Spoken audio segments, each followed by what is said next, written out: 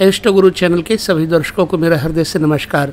प्रिय दर्शकों, आप में से कई लोग ऐसे भी हैं जो प्रत्येक विषय को बड़े गहराई से देखते हैं। आज हम इस वीडियो में आपको ये बताएंगे कि जन्म कुंडली में कौन से घर में क्या देखा जाए, क्या विचार किया जाए। जन्म कुंडली में 12 खाने हैं। इन 12 खानों में आपको आपके घर गृहस्थी संबंधी, शरीर संबंधी, रिश्तेदार संबंधी घरों में रहस्य छुपे हुए हैं। यदि इन रहस्यों को जानना है तो पूरी तरह से कुंडली का अवलोकन करना आवश्यक है। कुंडली का अवलोकन कैसे करें, हम यह विषय आपको इससे आगे देंगे। फिलहाल आज हम इस वीडियो में बताने जा रहे हैं किस घर से किस रिश्ते का, धन का, संपत्ति का, शरीर का विचार करना चाहिए। तो चलिए जानते हैं लग्न का महत्व क्या है। देखिए, शरीर, रूप, ज्ञान, रंग, बल और निर्बलता, सुख, दुख, स्वभाव इत्यादि का विचार करना चाहिए सदैव लग्न से। यदि जातक के लग्न में मजबूत ग्रह होगा तो वह व्यक्तित्व खरा, निपुण होगा। मान लीजिए कि लग्न में सूर्य बैठा हुआ है तो रंग तो गोरा होगा, लेकिन स्वभाव में कटुता रहेगी, उग्रता रहेगी। अब सूर्य कितनी राशि पर है, बल में है या निर्बल पे है, इसका विचार आगे के और वीडियोज़ में देंगे।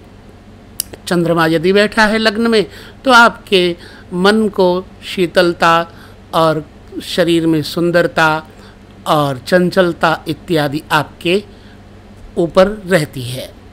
इसी तरह से सौम्य ग्रह अगर बैठे हैं तो आपका स्वभाव, रूप, लावण्य सौम्य होगा। इसलिए लग्न से शरीर की कांति, शरीर की सुंदरता इत्यादि का विचार किया जाता है।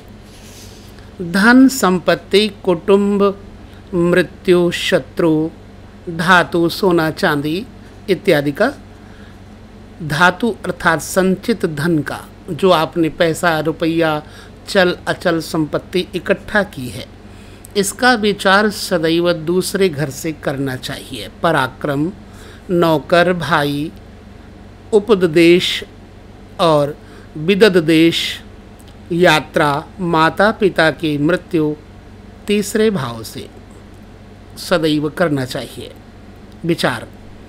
वाहन, बंधु बांधव, माता, सुख, गड़ा हुआ धन, खेत, घर, अचल संपत्ति जो कि जमीन जायदाद से रिलेटेड है आदि का विचार चौथे भाव से करना चाहिए।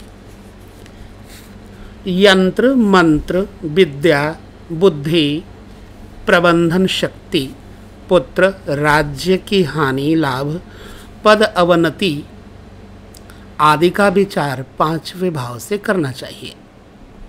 मामा, आतंक, डर, आशंका, शत्रु, घाव, चोट और सौत, सास का विचार छठे भाव से करना चाहिए। स्त्री, यात्रा, व्यापार, डूबा हुआ धन, नष्ट वस्तु, अपनी मृत्यु का विचार हमेशा सातवें घर से करें। आयु, लड़ाई झगड़ा यानी युद्ध, शत्रु, किला, डूबा हुआ धन मिलेगा या नहीं, मौत के बाद की गति क्या होगी, इन सब चीज़ों का विचार अष्टम भाव से करना चाहिए। भाग्य, साला, धर्म, भाई की पत्नी, तीर्थ यात्रा आदि का विचार नवें भाव से करना चाहिए।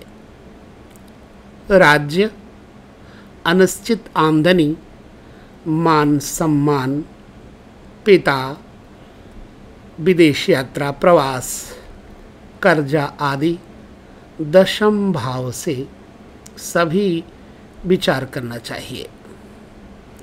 वस्तुओं की प्राप्ति, भौतिक लाभ यानी सांसारिक सुखों की प्राप्ति, आमदनी जैसे स्त्री पुत्र धन आदि की प्राप्ति होगी या नहीं, आमदनी वृद्धि होगी या नहीं, संपत्ति आदि का विचार एकादश यानी 11वें भाव से करना चाहिए। खर्चा, शत्रुओं का वृत्तांत, शत्रु कैसे होंगे, बली होंगे, निर्बल होंगे, इन सब चीज़ों का वृत्तांत आदि का विचार 12वें भाव से करना चाहिए। तो इस प्रकार भाव फल का विचार सदैव बुद्धिपूर्वक करना चाहिए। याद रखिए, जिस भाव में उस भाव का स्वामी या शुभ ग्रह बैठा हो अथवा शुभ ग्रहों से देखा जा रहा हो, दृष्ट हो, अथवा जिस भाव का स्वामी युवावस्था में हो या कुमारावस्था में हो या प्रबुद्धावस्था में हो, अथवा लग्न से अथवा विचारणीय भाव से दशम स्थान में हो, ऐसी अवस्था वाला भावेश यदि भाव को देखे या योग करे तो उस भाव से संबंधित सारे शुभ फल बन जाते हैं।